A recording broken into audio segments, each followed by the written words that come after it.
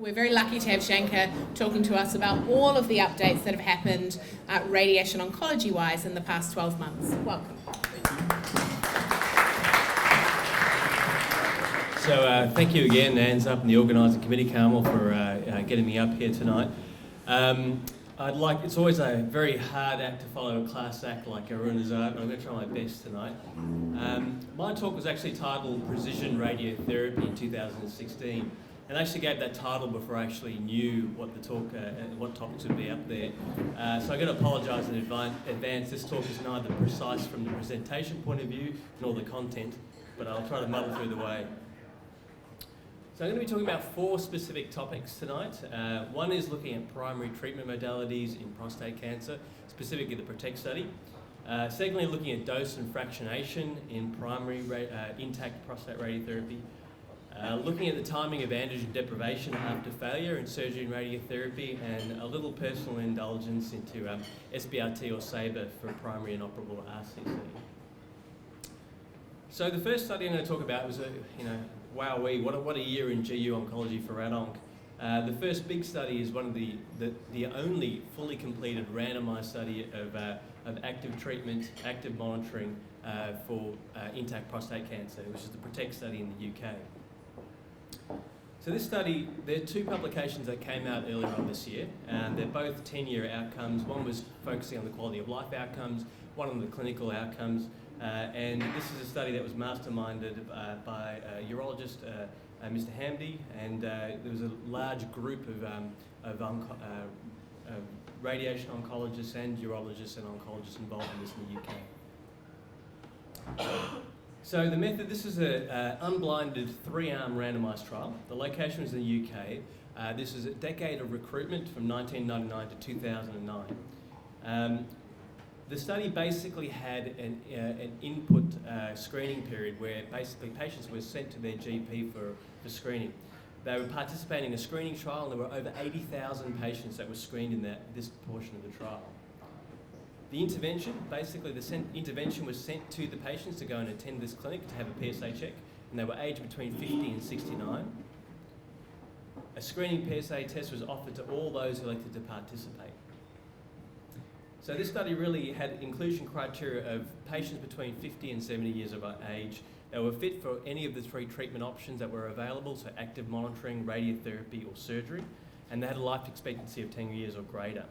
The major exclusion criteria for this study was prior treatment for their prostate cancer, any serious cardiovascular comorbidities or emphysema that might preclude them from in the previous 12 months, and a technical issue, which is bilateral hip replacements for radiotherapy. So the way the study worked, there's a prostate check in the clinic. If a patient had a PSA of less than 3, and had a normal PSA, they were excluded. That was considered a normal PSA, and they were excluded from the study. If they had a PSA between 3 and 10, they had a digital rectal examination, a rectal ultrasound and biopsy, and then a subsequent PSA. If it was Gleason 8 to 10 and a bone scan, they then went on to they were excluded from the study. The guys who had PSAs between 10 and 20, they also had the same approach, which was a bone scan and DRE and truss. The guys with high-risk disease were worked up, all of these patients were worked up outside of the protocol. So focused on low and low intermediate risk prostate cancer patients. So headline figure was 82,429 patients that were screened for this study, so an enormous study, very unlikely to be reproduced in this kind of numbers again. There were 2,664 that received the diagnosis of prostate cancer based on that screening investigation. That's only 3.2% of that group between 50 and 69. Of this, 1,600 patients were randomised, and this was balanced between the 3 arms, so just over 500 patients in each of the arms of active monitoring, prostatectomy and radical radiotherapy. Patient characteristics were very well balanced. I guess the main thing to notice was that this was a study of majority of Gleason 6 low-risk patients. There were a smattering of the higher-risk groups as well, but predominantly a study that involved low-risk patients. However, it is important to note our definition of Gleason 6 has changed over time, and I think Joseph might be getting into this in a bit more detail, but this is a predominantly low-risk patient cohort, but even between that period between 1999 and 2009, we recognise there is a drift between the Gleason grading system, and there was a study that looked at the sub-cohorts in the study and recognised there was a 4.9% increased risk per year of a higher Gleason score during the period of recruitment of the PROTECT study. So they were more likely to be Gleason 3 plus 4 equals 7 rather than Gleason 6 by the end of the study than the start. So the question is, how many of that 76% of patients that were Gleason 6 were actually Gleason 7? And this is actually not known. So the headline outcomes, and this is also important. So basically, no statistically significant difference between any of the outcomes in terms of prostate cancer specific deaths between each of the arms. Deaths from any cause, also all very similar within these arms. These are basically the figures between per 1,000 person years. So 1.5 deaths per 1,000 person years, very low rates overall. There were statistically significant differences between the patients that had metastases. So if you are on the active monitoring group, which is not the same as active surveillance in this kind of context in the current era, because these patients don't get repeat biopsies, they were more likely to have metastases in the active monitoring group than any definitive treatment. Clinical progression rates were obviously higher because of the fact they had more metastases in the active treatment groups, so active monitoring groups. In terms of intervention, interestingly, not everyone got the intervention that they were randomised to at the start, so only about 80-something% of the patients actually elected to have the treatment arm they were allocated to in the terms of definitive treatment. And importantly, by the time they got to 10 years out, more than half, 57% of patients had an intervention, a definitive intervention in the active monitoring group. So not only were you more likely to get metastases in the active monitoring group, but you're more than a flip of a coin, a chance of actually getting a definitive treatment within 10 years. So one more death in the surgery arm versus the radiotherapy arm. Unfortunately, in the editorial that was written up about this was kind of declared as a trend favouring survival in the radiotherapy arm. So it's a bit unfortunate. It is statistically significant, but clinically relevant, I'm not so certain. And this is the graph. They all lie on top of each other, and they're all excellent in terms of this patient cohort. So health-related quality of life analysis. So these are the three arms in terms of overall physical health score and mental health score. None of it really changed during the course of that 10 years of follow-up within the study. However, this is where it starts to get interesting, at least from a radiotherapy point of view. Sexual function. Red arm is the radical prostatectomy group. The yellow arm is the radical radiotherapy group, and the blue arm is the active monitoring group. In terms of erectile dysfunction, at the 6-year mark, there were 17% of men who were able to maintain an erection, as opposed to 27% and 30% in the active monitoring and radiotherapy groups. Again, in sexual function, these kind of things tracked along the same lines. And interestingly, one of the things that we do potentially worry about and do counsel our patients is that the introduction of androgen deprivation at the start of radiotherapy seems to be, we tend to think this is a big hit on the patient's sexual function. But in fact, this is still no worse than actually having the surgery in the upfront setting. And it does recover quite reasonably back to the active monitoring group down the track. Urinary function, red arm again, surgery, and radiotherapy and active monitoring in the other two arms. Urinary function, 17% of men after surgery were using pads at the 6-year mark, as opposed to 4% in the radiotherapy group at the 6-year mark, and 8% in the active monitoring group. So these statistics, you can see the confidence intervals, they're very tight. This had a very high rate of response in the criteria, in the questionnaires, an 85% response rate, which is extremely high for these kind of questionnaires. And again, the active monitoring actually got worse than the radiotherapy group in terms of incontinence and urinary function, presumably because some of these patients actually probably crossed over into the definitive treatment arm and maybe had some surgery. Hypothesis generated, but that's possibly the case. Now, there were worse bowel functions in terms of bowel bother and bloody stools, with radiotherapy being the yellow arm as compared to surgery or active monitoring. And this was consistent throughout the entire study period. In fact, it got worse over the first couple of years and then maintained after that period in time. So what does PROTECT tell us? This is probably one of the few randomised studies we're going to get into this setting. It's the first fully randomised study that's been reported.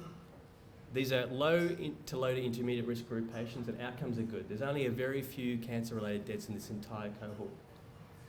Active monitoring has a higher risk of metastases, but has a similar survival. But if you're in the active monitoring arm, you have to realise that you will be more at risk of getting metastases, and half of the patients will have an active intervention within 10 years. Radiotherapy and surgery have similar outcomes, nothing that we didn't think before. And surgery has a higher risk of erectile dysfunction and incontinence than radiotherapy, but has less bowel toxicity than radiotherapy. So that's a controversial bit. The rest should be a bit more straightforward from here. So the other big thing in radiotherapy for 2016 was hyperfractionation in radiotherapy. And this is a big thing that's going to be practice changing, I believe, now and moving forward in the next 6 to 12 months. There were 3 large randomised studies that were reported in the period of the last 12 months. These were all non-inferiority studies. The RTOG 0415 study, the UK CHIP study, and the Canadian PROPHET study.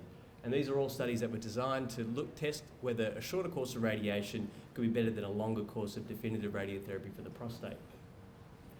The RTOG study used a kind of American hyperfractionated course, which basically means less than 2 gray per fraction. It's 1.8 gray per fraction, about 8 weeks of treatment, as compared to 70 gray, 2.5 gray per fraction, and randomised between these patients. They were all low risk, and over 1,000 patients randomised in that study. Here's the Kaplan-Meier for disease-free survival. They're basically overlying each other, so no difference between the shorter course of radiotherapy versus the longer course of radiotherapy in terms of disease-free survival. The CHIP study, the UK study, had a mix of patients, not just a low-risk group, but had some intermediate risks, predominantly intermediate risk, in fact, and had some high-risk patients in there too. So this actually had the standard arm as 74 gray in 2 gray per fraction, which is a little bit on the low side in terms of what we think of a radiotherapy definitive dose would be. But it is, again, these are long studies with long follow-up, so things have progressed over time. And there are the 2 short course hypofractionated arms. So I probably should have defined that. Hypofractionation, for everyone who just to keep in mind, just means larger than 2 gray per fraction. So that's what we mean, shorter courses of radiotherapy. So this was 60 gray in 3 gray per fraction, and they also had they couldn't decide completely what the alpha-beta ratio or what the biological dose should have been for prostate cancer. So they gave another option of having just one less fraction, 57 gray and 3 gray per fractions as well. Interestingly, that arm actually turned out to be significantly worse than the other arms. You wouldn't think that potentially one fraction of radiotherapy would make a big difference, but in the wash compared to the other arms, this was less effective. The other 2 arms, being the 74 gray and 2 fractions and the 60 gray and 3 fractions, were relatively equivalent in terms of disease-free survival. The median follow-up was long in the study at 5 years. Finally, this study I'll go into a bit more detail. This is PROPHET. This is a study that a lot of centres in Australia and Canada and New Zealand were participating in. And this study was led by Charles Catton and presented in ASCO as well as Astro this year. This was intermediate risk prostate cancer, so T1 to T2A disease, Gleason 6 or Gleason 7, and less than PSA of 20 up front. And these patients were randomised to 60 gray and 20 fractions, so 3 gray per fraction again, 4 weeks of treatment in total, versus the standard, which is a bit more of a modern standard, what we would use more typically, 78 gray in 39 fractions, towards the 80 gray mark with radiotherapy. These were quite a large study again, 1,200 patients, equally balanced, randomised and stratified for having some ADT prior to the radiotherapy or not. So the primary outcome was biochemical clinical failure. So there was a composite of either an increase of PSA rise, so PSA failure as per the Phoenix criteria, so greater than 2 nanograms per mil above nadir. Any kind of documented recurrence, either local or distant, or starting ADT, and death from any cause. And the secondary objectives were looking at toxicity, because toxicity is often a trade-off we consider when we're thinking about hypofractionation or large doses of fraction. They looked a lot of quality of life figures and of course overall survival, but that's not expected to really change in this group. So the baseline characteristics, they were well balanced between the two arms. It's important to note that the majority of patients had a PSA between 5 and 10. Majority were Gleason 3+4, and the majority were T1C disease. So low intermediate risk, intermediate kind of low risk groups. This is the headline outcome from that result. It was a non-inferiority study, and it was statistically significant in terms of non-inferiority. So the hazard ratio was almost 1, so almost identical between the two arms. And you can see that from just the Kaplan-Meier being overlaid with each other. The 90% confidence intervals, very tight, and it was highly statistically significant to be the same with these two different different approaches. Toxicity is a very important thing we think about when we shorten the courses of treatment, and there was really no treatment differences in terms of genitourinary toxicities. So the acute toxicities were the same. The standard arm is in red, and the blue arm represents the short course hyperfractionated treatments. They were the same. Same with the late toxicities, a low rate of grade 4 toxicities, and the grade 3 toxicities, in other words, things that need intervention or landing you in hospital for, were less than 5%. It does get interesting in terms of the GI toxicity in this group. So interestingly, the GI toxicity was higher in the acute setting within the first 90 days. People were getting more diarrhea, more nausea with a shorter version of radiotherapy. However, in the longer term, this was actually in favour of the hypofractionated treatment. So the late toxicities favoured having a shorter course of treatment than the longer course of treatment. And again, relatively low, less than 3% grade 3 and grade 4 long-term toxicities. So we try to summarise all that data together, these 3 large randomised trials. There is no significant differences in either late GI toxicity or late GU toxicity between any of these 3 studies. In terms of grade 2 GI-GU toxicities, so specifically grade 2, the hyperfractionated group were worse in both in the RTOG groups. The CHIP study weren't any different, and profit was slightly better. So whether this is statistical noise or not, hard to say. So in conclusion, for this particular group of 3 studies, this is 3 non-inferiority studies of greater than 5,000 men randomised, predominantly intermediate risk when you pull all the patients together. The efficacy is non-inferior for these patients, and severe toxicity is not greater in these patients either. So I think this is likely to become a new standard for our low and low intermediate risk patients. Into the intermediate risk and beyond, so having high-risk patients, there's still not enough patients in this group that have had this data. We haven't formalised a policy within my institution yet, but I think we're thinking the high-risk patients will still have a longer course of treatment simply because they don't have the data to support the change. But I think this will be the likely new standard for the intermediate and low-risk patients moving forward. So moving forward, there is one other study that's been planned at the moment, which is quite interesting. It is also including the intermediate and high-risk groups. So this is the PACE study, it's a UK study. Similar thing, randomising between patients who have surgery as a treatment option, and those guys that do, they get randomised to stereotactic radiotherapy versus laparoscopic surgery. And those that aren't have stereotactic radiotherapy versus conventional radiotherapy. So again, trying to figure out, tease out where does stereotactic radiotherapy fit into the paradigm. So the third big study is also in the prostate field.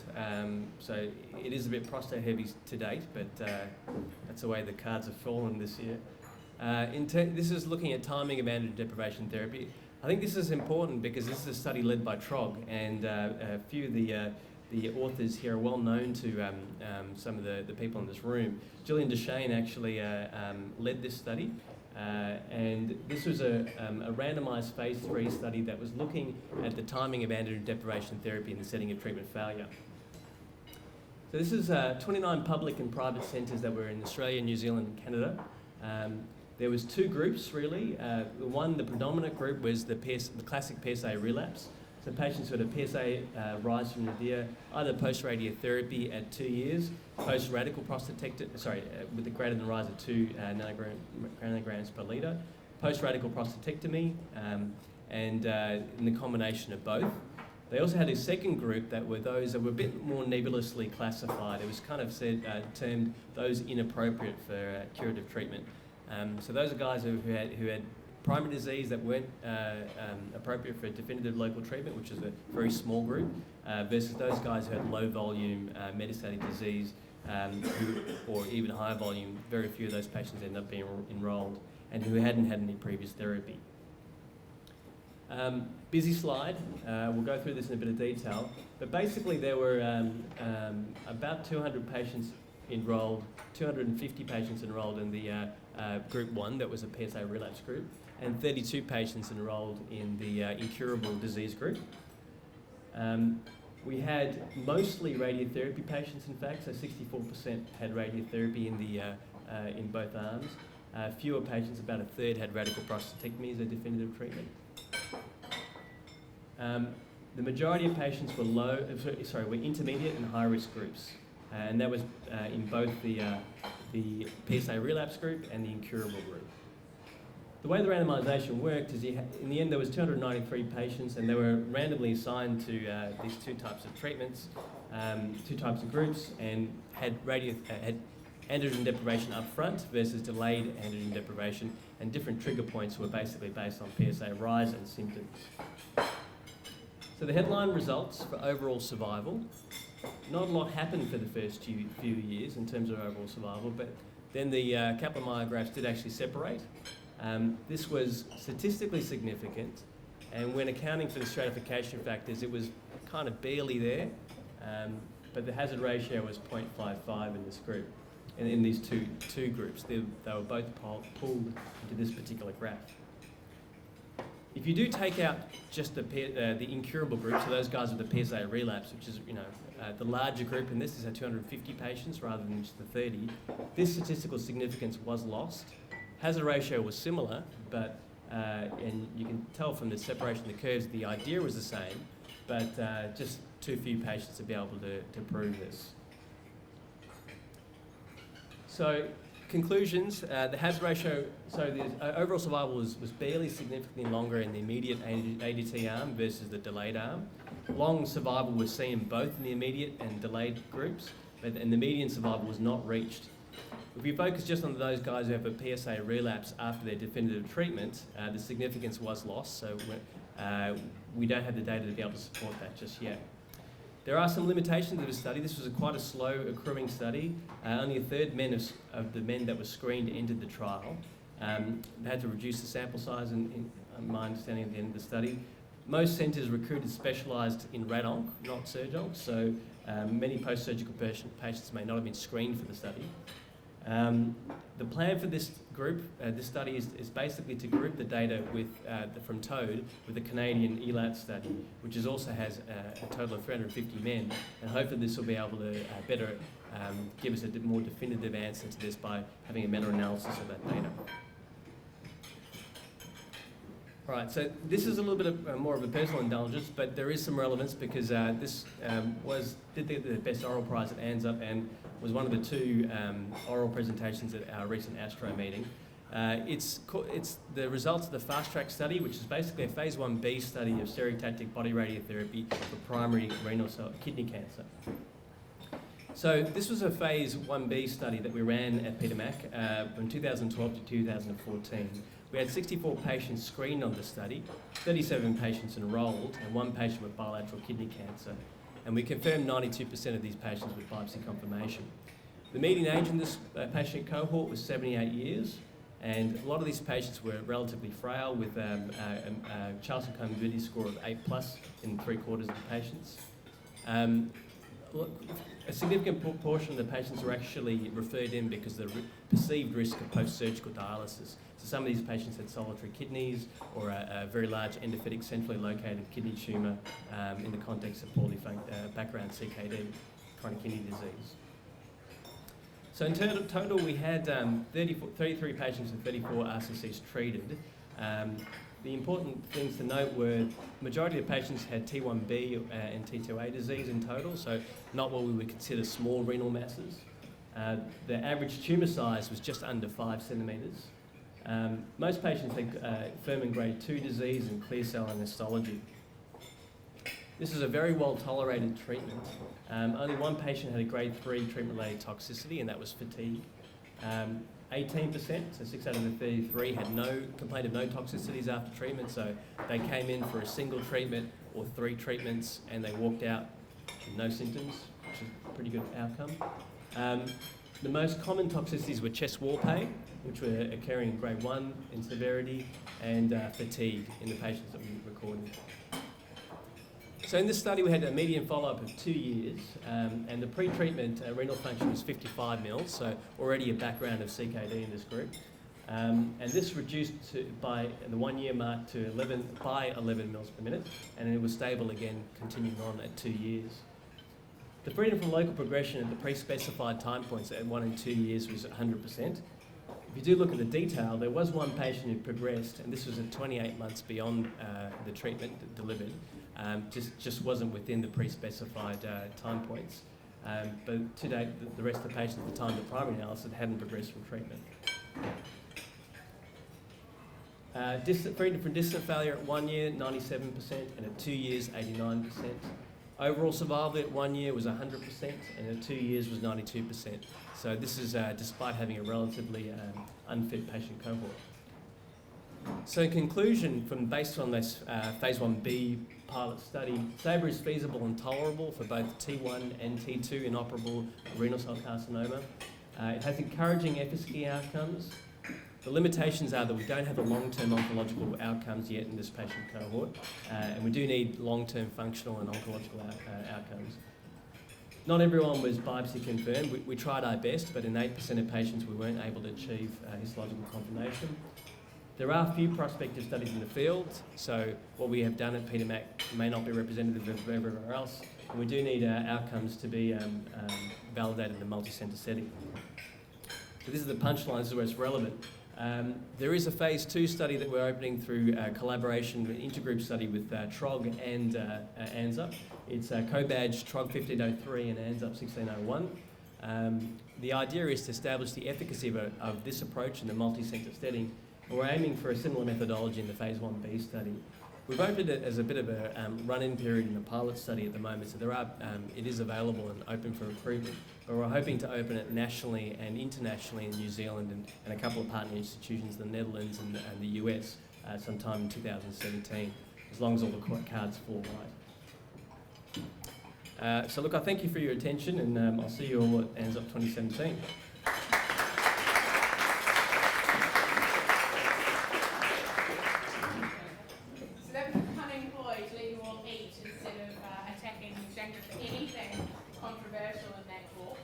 Does anyone have questions at the moment? Can I just ask about the stereotactic kidney cancer? How far do you need to be away from the ureter to say a lower pole lesion that you're targeting? Do you have what distance away from the major structure? That's actually a distinct advantage that we have over radiofrequency ablation or microwave ablation. So ureters don't act as a risk restrictor for stereotactic radiotherapy, and neither does renal vessels act as heat sinks for thermal ablation.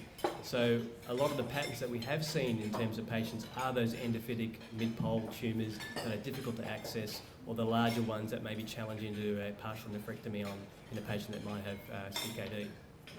So you haven't had any ureter restrictions? No. Any other questions at the moment? Jen?